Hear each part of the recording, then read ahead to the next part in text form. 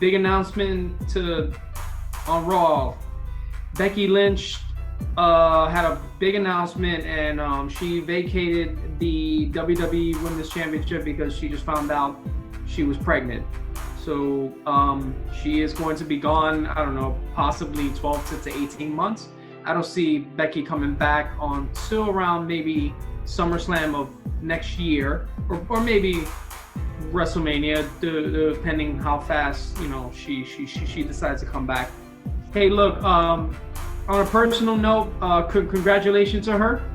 Congratulations to her. Congratulations to Seth. Happy for them. But on the other hand, like, whatever. I'm not gonna miss her. That's basically all I gotta say. About Becky. Nothing against her. I think she's great. She's kind of like Otis. She's gotten herself over on her own. She's made it work.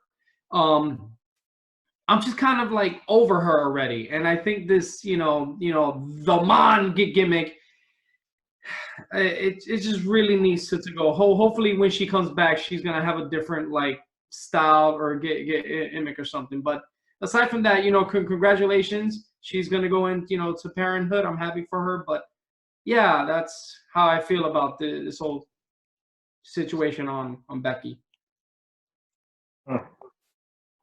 Okay, that was nice. I mean, it was shocking, to say the least. I don't like I kind of don't like just giving away titles, even though it makes sense, because Asuka did beat 5 other women in a high-profile match, so it's a nice little prize. Here, why cash in? You can just have the title. But I kind of wish that Asuka would have turned that down and go, no, I'd rather earn this fucking title. Or what they would have done, all they would have done is do like some type of angle. Let's say like Becky is there, and all of a sudden, the lights go out, or she's in the back, and all of a sudden she's on the floor knocked out, and Asuka goes, "Oh my God, there's the opportunity! I'll cash it in and win the title." As opposed, to Becky's like, "I'm gonna go be a mom, so here's the belt. I don't want it anymore." Yeah, I'm okay with her announcing that she's gonna go be a mom. That was a nice feel. Yeah, no, it was very nice. I thought it was nice of her to say that. But I just even though Asuka to me deserves the title, but still I kind of like, let's be creative here. We can't find a way where at least maybe she goes to give it to Asuka and bring out a nasty heel that goes, whoa. Yeah. Hell no, you're not. Yeah. No, you gotta earn that title in a match. Yeah. And if anything, it should be against me, like someone like Nia. And then he wasn't even on the show last night. Get the title. But yeah, I mean, it is what it is. I like that they're kind of not bringing Seth into it too much. Seth has his own demons. I like that. He has his own woes, his problems. And to me, it's bad timing, but good timing, because, like Julio said, something about Becky was getting a little stale for me too. When she started being overly it started with the Seth Rollins, where her and Seth were being shown together on television. That dynamic just doesn't work. I heard her. I think Becky. I think he even told WWE, "Hey, keep me away from him. Like, he has to be on his own. I have to be on my own." Yeah, I think they both look too corny. We don't need to be on TV together. And then during her Shayna Baszler little run, that little feud, she was coming off way too cocky for a babyface, a little annoying, and it's like, oh, she kind of deserves an ass whipping, and that ass whipping never came. So it's like, she was able to dodge a bullet there. When she comes back, she'll be an even bigger star. Yeah, she's crying. When you have these real personal moments on television, fans will get emotional. Yeah, they'll feel it and they'll appreciate it. Like retirements or something like this, where she has to go away for a while. Kind of like the Roman Reigns. Yeah. It's Roman Reigns. You always come back bigger and better than ever. So I can't wait for her to come back in she's gonna get a half or whatever. Pop. She's gonna get a huge pop. I guarantee her pop is gonna be. She'll be a bigger star than ever when she comes back. So good for her. Yeah. Yeah, I mean, from a personal perspective, it was such a beautiful moment. I mean, when I saw it, I literally, I got welled up because I was in shock. I was like, oh my goodness. It's one of those things that I look at her and again, I don't know Becky Lynch, Rebecca Quinn. I don't know her personally, but if I did and I had a chance to get in her ear and then tell her something, the only thing that I would tell her is that this is going to be the greatest thing that you ever do in your life. Nothing that you ever do inside of a wrestling ring will ever compare to the joy of being a parent, to the joy of being able to, have a child that is born out of you, that you were able to raise and see grow up, because that child, that little boy, that little girl, that's going to be her living legacy.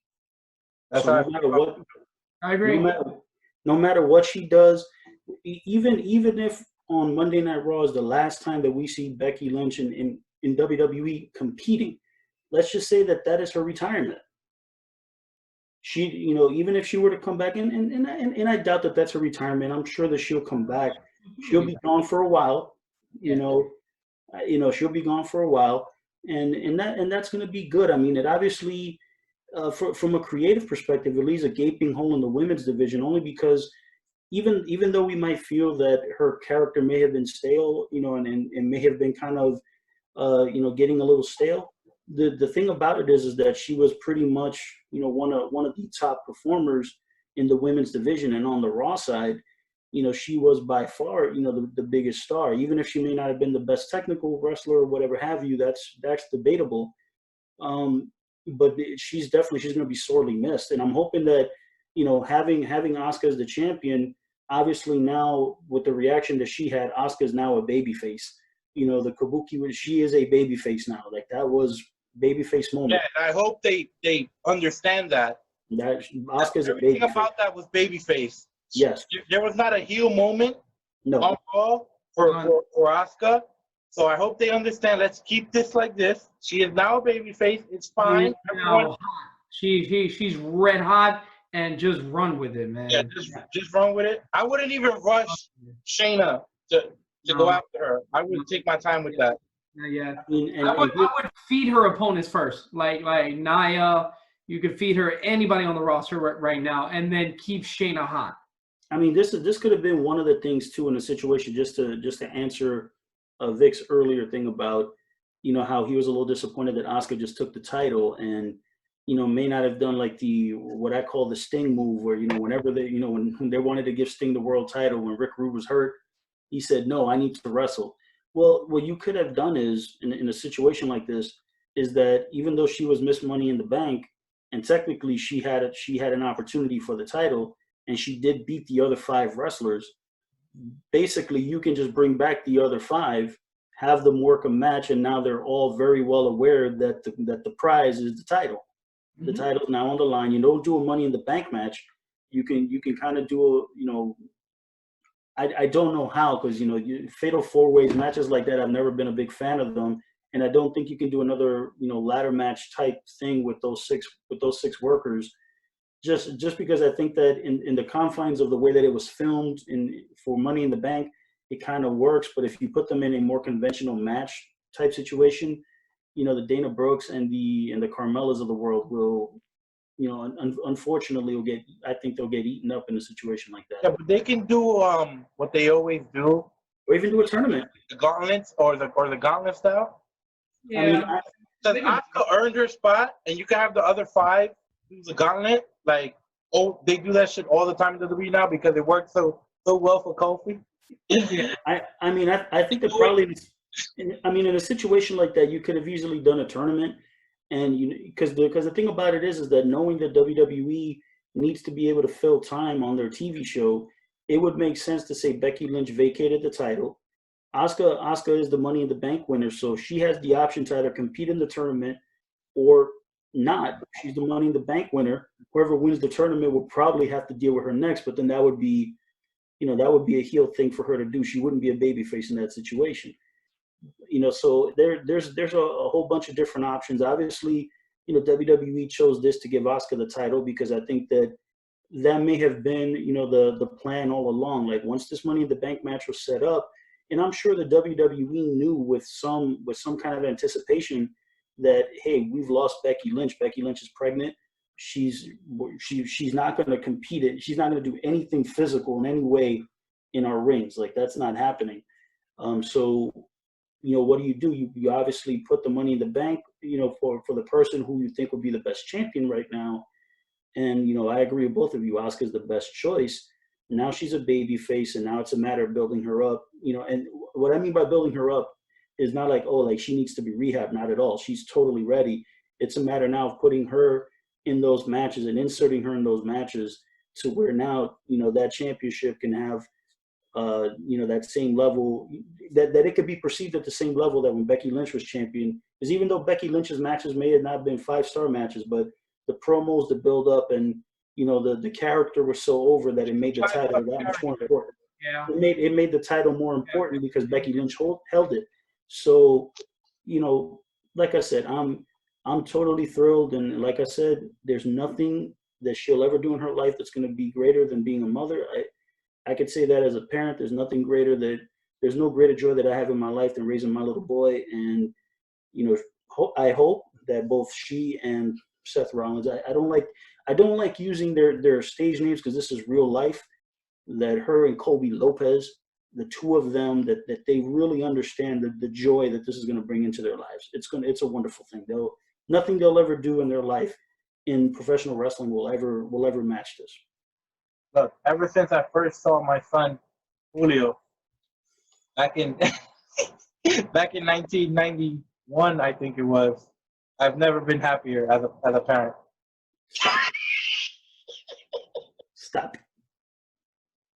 Stop it. You're gonna no sell this, Julio? Yeah. You're not worth it? Yeah, it's not worth it. Anyway. All right. Next, what the heck were we talking about? I didn't even see Raw, so I have no idea what's going on. Is there anything else you wanted to bring up? The Drew McIntyre and Andrade. I heard this match was really, really good. Andrade took the loss. I don't think that really hurt him because Andrade's red hot right now. And I heard supposedly next week, Corbin is coming back for a one-on-one match against Drew. Yes. That's something good to talk about. It looks like they're gonna be a good match. That's gonna be a good match. It looks like they're gonna do like a mini. What was the wild card rule? Like they're gonna do some sort of wild card. I don't think they even called it the wild card rule, but they're not calling it the wild card rule, but they're I gonna. don't think they called it. Yeah.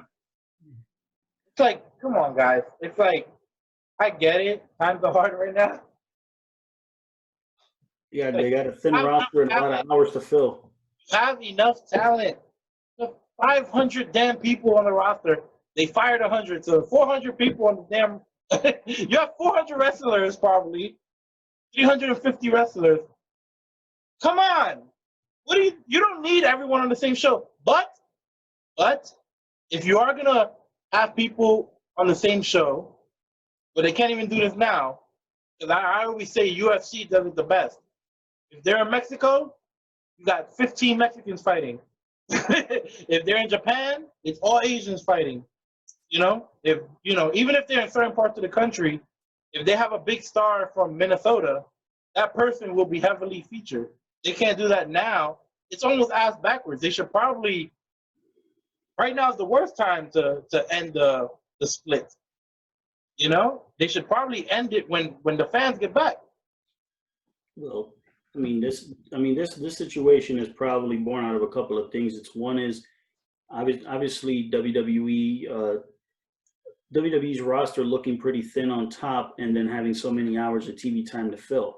I think that they're, again, WWE's trying to heavily feature Drew McIntyre because they want to really drill it in our heads that he's the guy. I get it. And a guy like Baron Corbin, if he's working the main event match, he's going to give McIntyre a good match. Even if Corbin loses, it's not going to hurt him. It hurts him more when he loses to, underneath guys. That it hurts him more than losing to the main event guys. It's just, I don't see it hurting Corbin that much. Now, when it comes to Andrade losing, the reason why I have an issue with it is because Andrade is the United States champion, even though he is a hot act and he's really, really good. You can't have him continually lose to McIntyre every week on Raw only because it's a good match.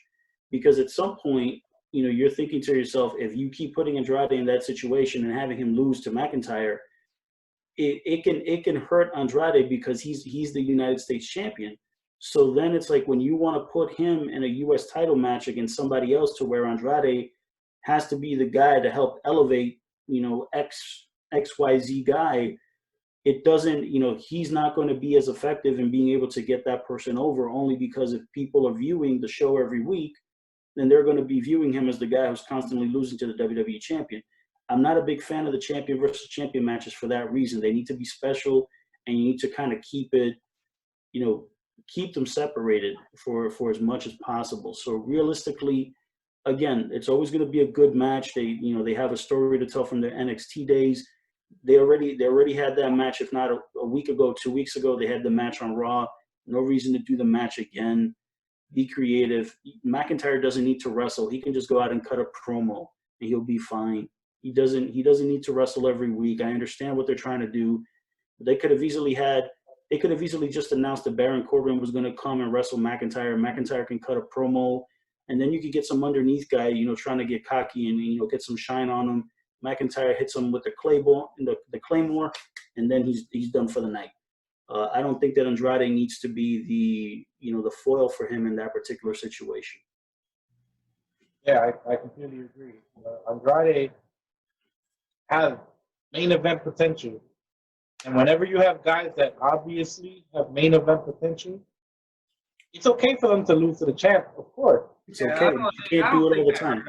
But to lose, even if you lose to the champ 3 times, you can't have them lose to the champ 3 times in a row, like back to back to back. Because we remember, fans are gonna be like, "Yo, every time he faces him, you're gonna keep losing, guaranteed." Yeah. If you spread that out and he keeps getting closer and closer, and you see him growing, Andrade's moving up to that level, you could tell that story. But that's not what they're doing. They're like, Andrade's not as good as Drew. He never will be. That's it. Let's get him out of here. And that's fucked up because Andrade has been a very important part of the show, since this all started. And the thing about it is that if being the United States champion, you think that he's the top, what I would call the top of the mid card semi-main event type of person. So you want to make sure that person is solid, because realistically, if you're going to be a champion, he's like I said earlier, he's going to be the guy that's going to be working those upper mid card matches, and if he's constantly losing to Drew McIntyre and he doesn't get enough impressive wins on TV in between, then it by proxy devalues him, makes the matches he has against the other guys that are not named Drew McIntyre, makes them less important, makes the U.S. title less important, and then all of a sudden any of that potential that he has, then you have to rebuild him. I don't think that he needs to beat McIntyre. No one should beat McIntyre right now, but he should not be the foil. You need to get somebody else. And like I said, McIntyre's the champion. He doesn't need to work Raw every week and wrestle a match. It's not necessary. Hey Julio. Yeah. Are you ready for Randy Orton versus Edge? It's happening. Yeah. Your thoughts? I don't really know what to say about this. Do you want to see it though? Is it something you were looking forward to, or? Yeah, I'd rather talk about the Viking Raiders playing basketball. Yeah, what the hell was that all about? Like, this was a spot specifically made for the revival, and they got out just in time. It is so crazy to think. When it comes to comedy, I don't get the idea. It's like you have a writer who knows how to write comedy, and he just gives it to people. You go, "Oh, you wrote a comedy bit, but you're working on the Viking Raiders storyline, so I guess the Viking Raiders have to do it." No, you write for what you have. If the people are good at comedy, then it's okay. If R-Truth is doing the comedy, then yes, give him all the shit you got, because you know he's gonna knock it out of the park. Why are the Viking Raiders doing comedy? They're not funny. They haven't done one thing that's made me laugh. You've tried a couple of times to make me laugh with the Viking Raiders. It's not funny. I'm not laughing. Street Profits are funny. They make me laugh all the time. Asuka's funny. She makes me laugh. R-Truth is funny. AJ's funny when he's a heel. The Good Brothers were funny. They never got to do they never got to do comedy. Yeah.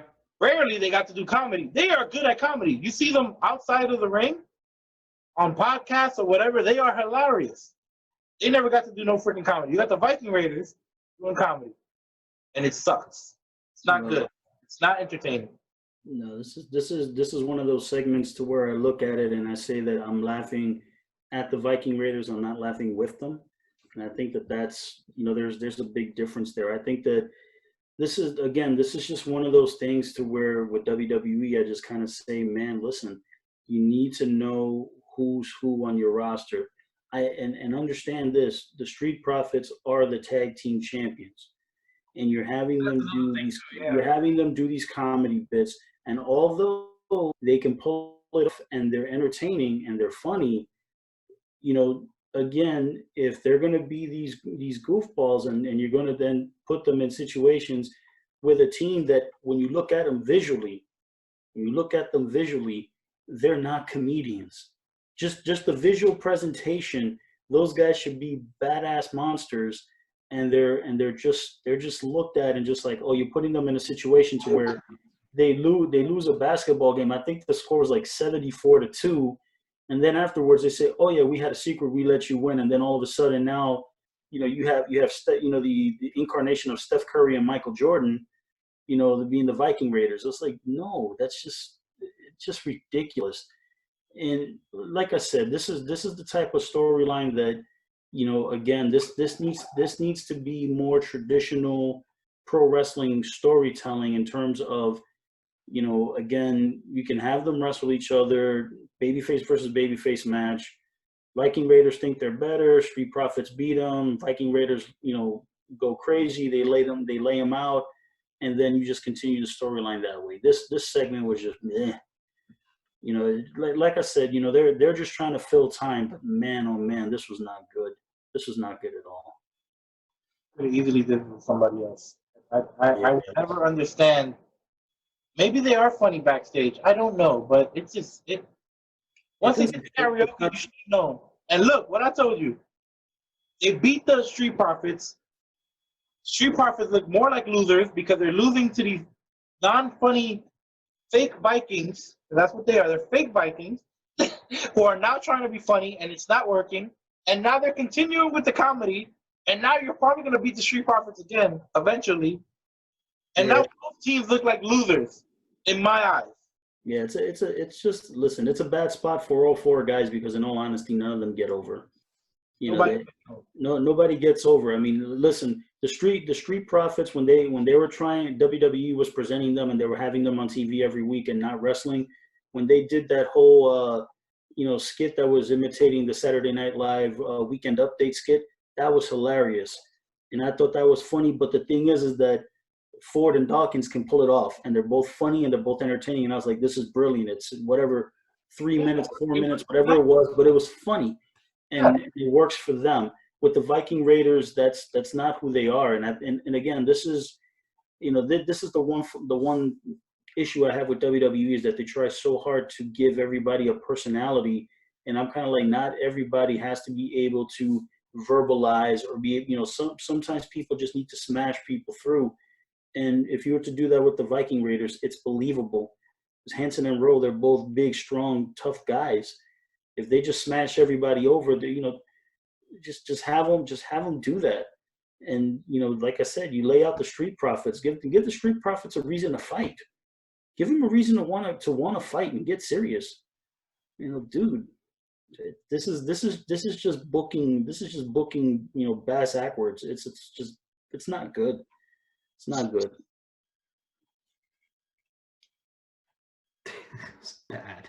It's just bad. I mean, speaking of bad, let's trace back to the final segment of Monday Night Raw, where we have Edge, Charlie Caruso, God bless her, introduces Edge, introduces Randy Orton, or introduces Edge. Edge cuts a promo, talking about the WrestleMania match and talking about how, I don't want to say that it was like a pseudo retirement speech or anything like that, but it just kind of seemed like he was ready to call it a career.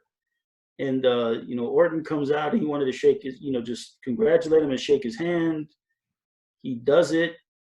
Then he looks like he's walking to the back and he looks conflicted. He goes back and then cuts a 5-minute promo on Edge, telling them that, the better man won, but the better wrestler didn't win. I want to face you in a traditional wrestling match. Look, I know this doesn't make sense. However, wait a second. Wait a second. Just wait one damn second here. Okay.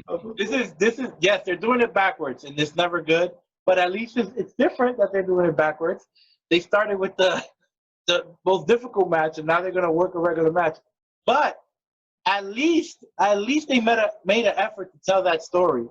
It makes sense. Randy's like, look, you were in the Royal Rumble, then you're in this, whatever, this brawl. When are you gonna have a real fucking match? And I like that he was allowed to use the term wrestler and wrestling, and we're supposed to be wrestlers. You're not the better wrestler. I'm the better wrestler. I liked it. They had me. I was like, okay. I kind of like it. Edge wasn't retiring. What he was saying is that he's done with Orton. That he doesn't want to deal with Orton. He wants to work with the younger talent that he's never got to work with. And then Orton's like, he comes out like, oh, you're done with me? You know what? You beat me? I'll shake your hand. And then he thinks about it. He's like, wait a fucking second. This is a fucking, you're full of shit. You can't wrestle. You cannot wrestle me. You have to, have weapons and, all this bullshit. I like it. I like it. And I think they're going to have a really, really good traditional wrestling match. What they should have had in the first place. It's gonna be so good. The only problem is that Caruso told us that it's gonna be the best match of all time. Why? I tell anybody who's ever worked for me, I tell them, look, you always want to set the bar real low, set a low expectation, and over deliver. Kill it. If you know you can finish the job in 30 minutes, you need to go, oh my God, that's a lot of work. It might take me an hour. And then when you deliver in 30 minutes, your boss is going to be like, holy shit, you are amazing. Russo set it wasn't her fault, obviously. Somebody fed her that bullshit line. That's a very fucking high expectation. And people are already some people were not happy with their last match. Why would you set that high expectation? I know the match is going to be good. I know I'm going to enjoy it, but now I'm gonna be there like, this isn't the best match ever. This isn't the best match ever. This is one of those things where they did it backwards. Randy cut an outstanding promo. He really did, and Edge sold it well by just having that face like, I don't want to answer this question. So it was a good job done by both guys. It's just a matter that they're doing it backwards. And again, somebody, whoever was producing Charlie Caruso in that particular instance, literally, if once Randy asked the question and Edge just stands there frozen, you could still have Randy being like, huh? No answer. No. Charlie Caruso needed to say nothing. Nothing. Randy Orton could have filled in all that empty space. He had the chance. He'd have to fill that empty space. That was not a line for her to do. Other than that, the segment was fine. I think that really Charlie Caruso could have stepped off as soon as she introduced both guys. Just get out of the ring, because in all honesty, these two guys could have been swinging. What are you gonna do at that point? You're just gonna run. It's just that would be what any announcer would do, male or female. They're not wrestlers. She could be the toughest person in the world, but in that instance, she wasn't going to get involved. And it's just her voice was not needed. Her voice was not needed at all in that segment. After she introduced them, just get out. Yeah, I think Randy like Edge being a little shocked and taken aback by that comment. Like, I'm the better wrestler, and Edge sold it. Edge's his facials are so damn good. That acting has helped him.